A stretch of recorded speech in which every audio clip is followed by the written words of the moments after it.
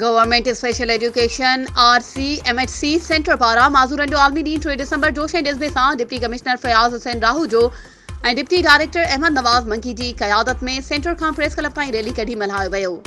उन मौक़े ते डिप्टी कमिश्नर फयाज़ हुसैन राहू जो ऐं deputy director Ahmed Nawaz monkey media खे ॿुधायो त अॼु सॼी दुनिया में आलमी सतह ते माज़ूरनि जो ॾिहाड़ो मल्हायो पियो वञे ऐं हिन ॾींहं खे मल्हाइण जो मक़सदु अवाम में शऊर उजागर करणु ऐं इन्हनि माज़ूरनि जा हक़ माज़ूरनि खे ॾिना वञनि ऐं समाज में रहंदड़ माण्हुनि जी इहा ज़िम्मेवारी आहे त अहिड़नि स्पेशल पर्सन्स ॿारनि खे जिथे जिथे गवर्नमेंट जा इदारा स्पेशल एजुकेशन आहिनि उन्हनि में दाख़िला कराए ॾियनि त जीअं उहे तालीम हासिल करे पंहिंजे मुस्तक़बिल में सुठी ज़िंदगी गुज़ारे सघनि।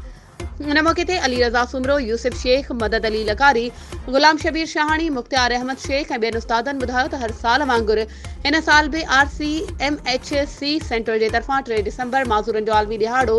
वॾे जज़्बे सां मल्हायो वियो। ही स्पेशल पर्सन माज़ूर ॿार